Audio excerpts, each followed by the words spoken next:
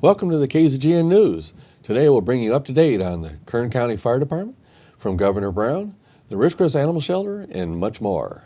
From the Rademacher Hills to Bee Mountain and the mighty Sierras, Ridgecrest to Inyokern and China Lake, this is your news for the Indian Wells Valley with the KZGN News Crew. I'm Tom Whitnick, and here's what's news in Ridgecrest and the Indian Wells Valley. In Kern County, the Bureau of Land Management, U.S. Forest Service, CAL FIRE, and Kern County Fire Department announced an interagency declaration for the 2015 wildland fire season at 10 a.m. today, May 15, 2015. Fire officials representing all agencies made the announcement at the press conference at Kern County Fire Department headquarters located in Bakersfield, California.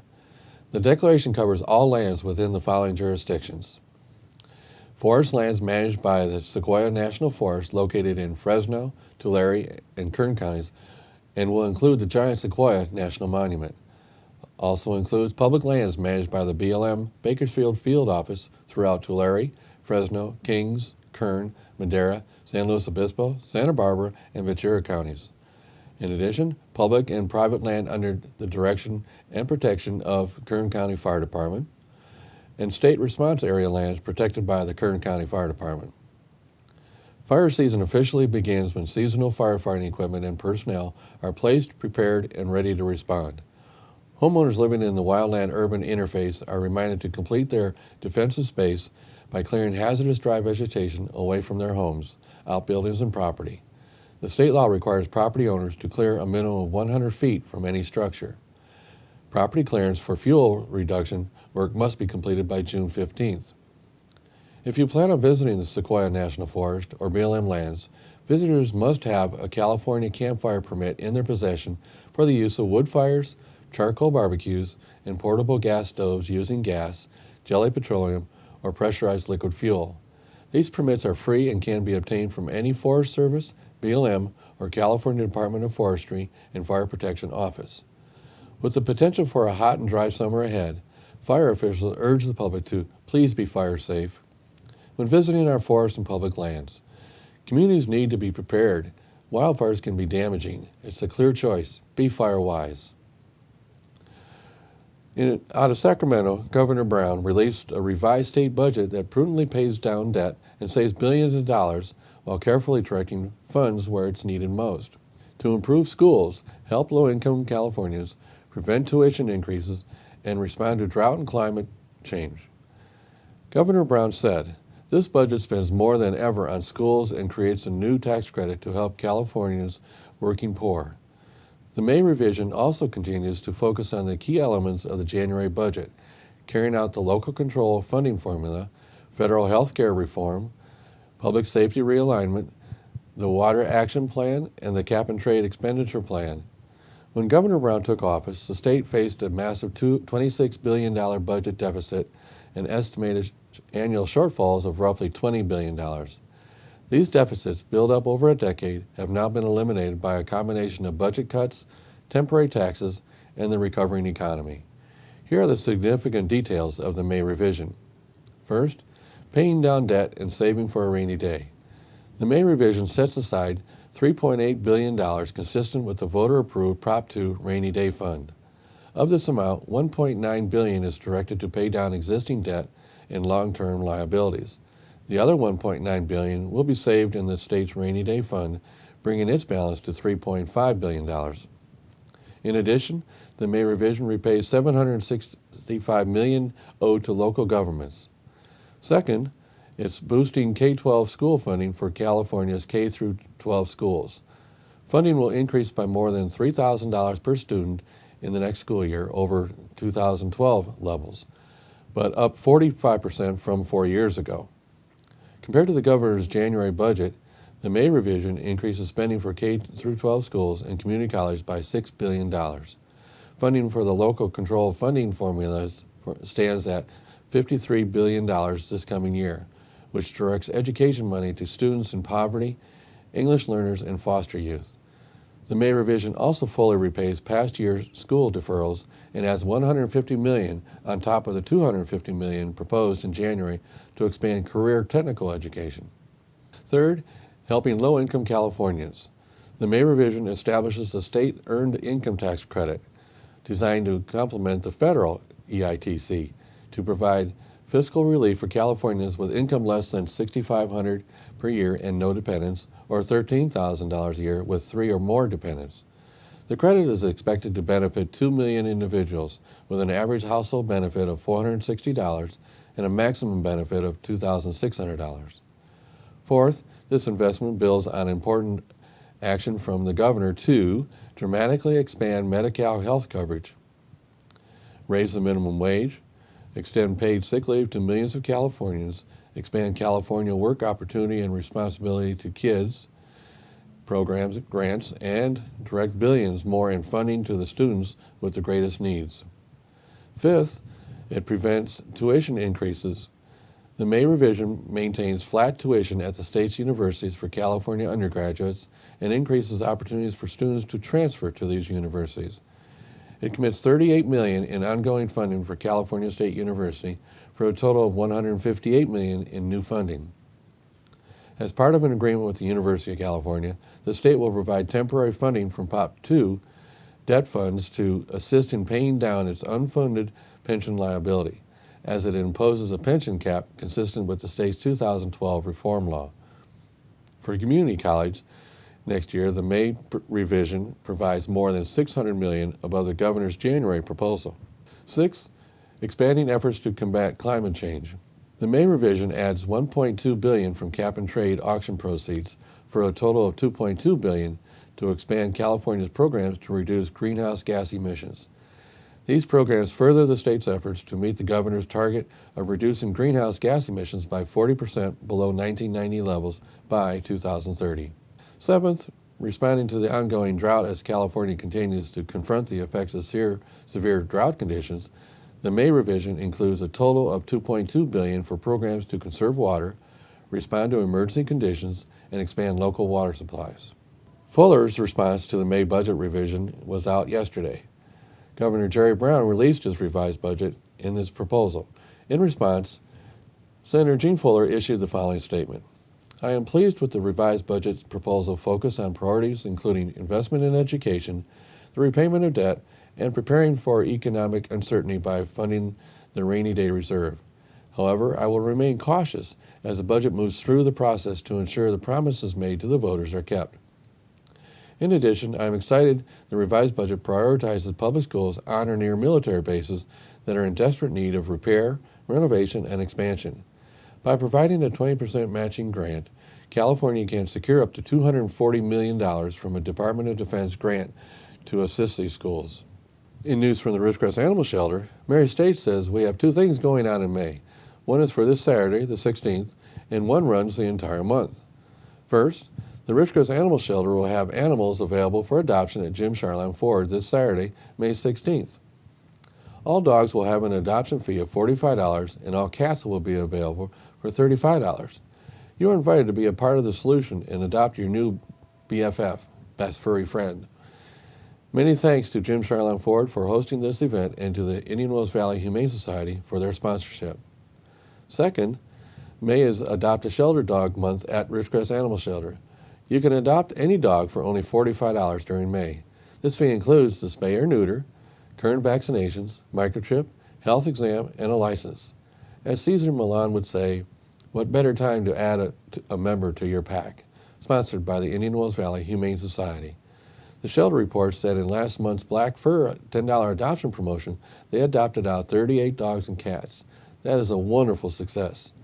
For more information, call the Ridgecrest Animal Shelter at 760-499-5191. Stay tuned for upcoming events in Ridgecrest right after the break.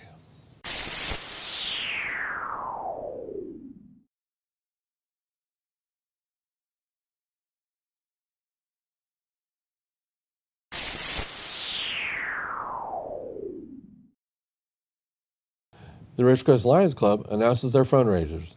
First, it was the Duck Drop event, and now it's bingo. Ridgecrest Lions Club and Knights of Columbus have been out and about at Desert Valley Credit Union and Alta One Credit Union, all in the spirit of fun and with the purpose of raising funds for the community 4th of July celebration. They will begin raising their tents to sell bingo tickets as early as May 18th at such places at the Ridgecrest Chamber of Commerce, Center Professional Pharmacy, Knights of Columbus Hall, Kerr-McGee Center, All That Glitters, and Tobacco Traders. Only 300 tickets will be sold. The bingo event takes place June 20th at the Kerr-McGee Center, 100 West California. With a purchase of $40 presale tickets, you get a chance to win $200 per game. For just $15 more at the door, you can purchase an extra 20-game pack while supplies last. There will be a 50-50 draw and door prizes. Also, food and drink will be available. Early Bird Bingo with purchase of a game pack begins at 10 a.m. You can purchase 5 games for $5. 75% is returned to the winners. Jackpot games start at 11 a.m. with payout 100% up to $250. For more information on all the fun and games to raise funds for our community 4th of July event, call Lion Stephen Morgan at 760-977-2600 or Lion Michael Lewis at 760-217-9015. The Community Fireworks Show is fantastic. In national attention right now, we have all been seeing the reports of police and citizen contacts resulting in deaths. The New York Post has investigated into these deaths and reports the following. The FBI has released the numbers of police officer deaths for 2014 versus 2013. A total of 51 cops were killed during the commission of a crime in 2014, while only 27 were killed during the year before, making an increase of 89%. 8 of the killings occurred in the Northeast, while 17, 14, 8, and 4 of them occurred in the South, the West, the Midwest, and Puerto Rico, respectively.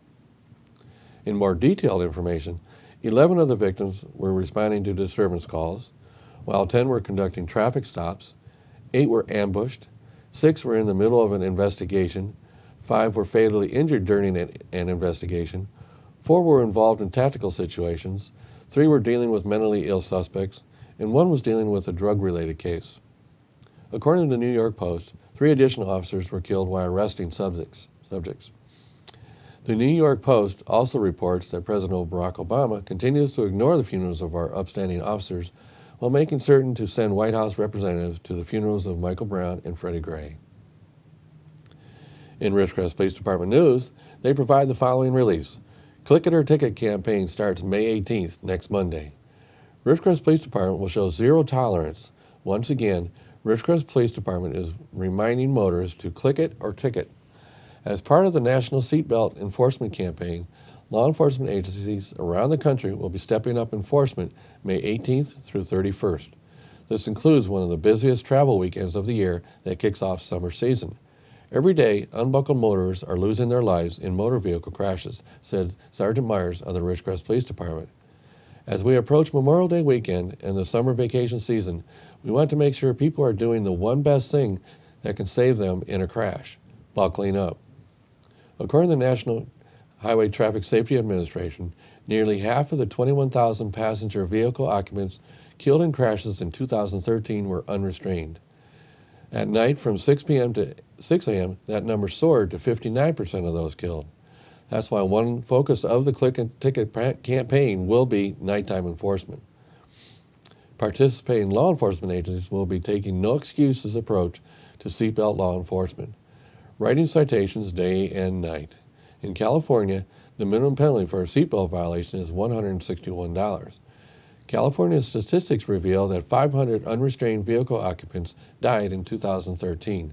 Almost twice as many males were killed in crashes as compared to females. Of the males killed in crashes in 2013, more than half, 54%, were unrestrained. For females killed in crashes, 41% were not buckled up. If you ask the family members of those unrestrained people who were killed in crashes, they'll tell you they wish their loved ones had buckled up. And at Sergeant Myers, the bottom line is that seatbelts save lives. If these enforcement crackdowns get people's attention and gets them to buckle up, then we've done our job. In news from the China Lake Museum Foundation, they are announcing their annual fundraiser dinner to be held May 30th at 5 p.m. at the Kerr-McGee Center. This is the organization that funds operations on the U.S. Naval Museum of Armament and Technology on China Lake. The foundation is now announcing that they now have plans to move the museum off base into the city. Lately, access to the museum is increasingly difficult due to security measures on the base. They are reporting that they have an agreement with Ridgecrest Regional Hospital for the hospital to buy the office building across the street from the hospital. This is a brand new building that has been vacant for many years. In agreement between the hospital and the museum, they have agreed to lease the building from the hospital for 5 years. This will allow them to finally establish the museum in the city where access will be unrestricted. If you've never seen this museum, you're really missing a great asset. We look forward to it moving into the city. Also, plan on attending their fundraiser dinner Saturday, May 30th. Now, in KZGN's continuous effort to provide news and information you've asked for, here are today's local gas prices for your information. Well, since the last report, prices locally and abroad have jumped a lot. As of this morning, Ridgecrest is ranging from $3.55 to $4.29, Lancaster from $3.69 to $4.19, the LA Valley area is from $3.79 to $3.99, and Bishop area from $3.52 to $3.75. We have one station coming in at the $3.55 figure. For the first time, Bishop has one station cheaper than Ridgecrest, but the rest remain more than Ridgecrest. Tune in with us 3 times a week, Mondays, Wednesdays, and Fridays. We at KZGN always suggest you shop locally and fill up here to support our local economy. Remember, when you pay sales tax out of town, you're helping those cities pave their streets instead of here. Stay tuned for weather and sports when we come back.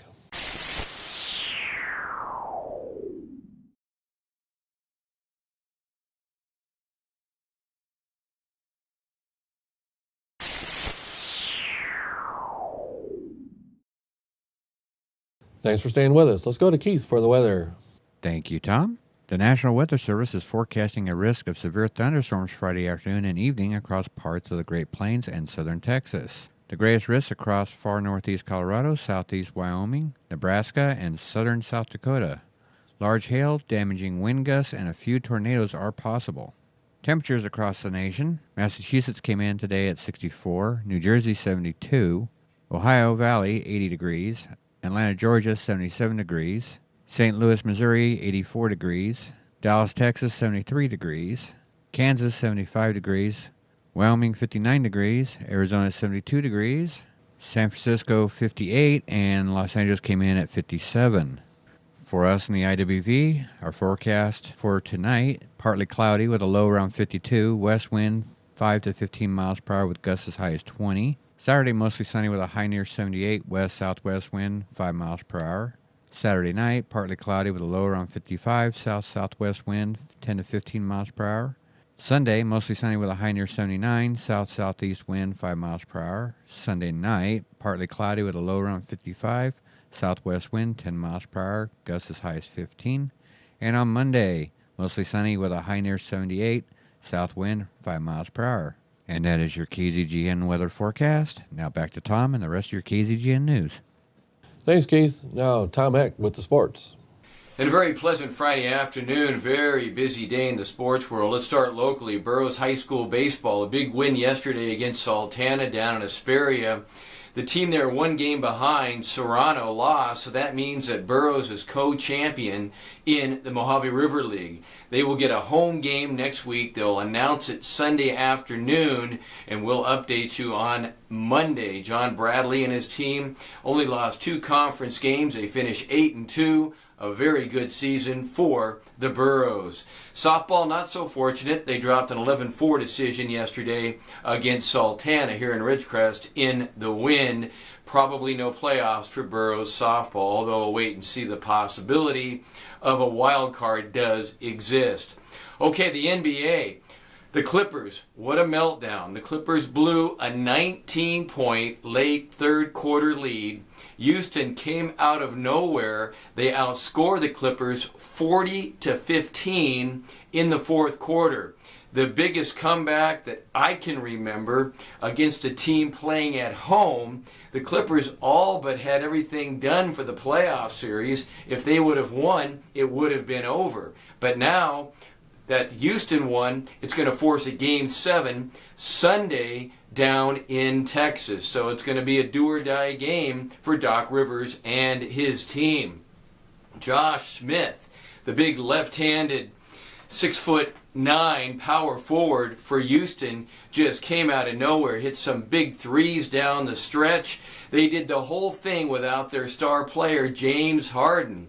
They took him out in the third quarter when they were down 19, and they left the guys in there that made the comeback possible. So what a game that'll be on Sunday. That could go any which way. Well, a game that didn't go any which way, the Cavaliers put the Bulls to rest. They defeated Chicago 94-73. They win that series in 6 games, 4-2.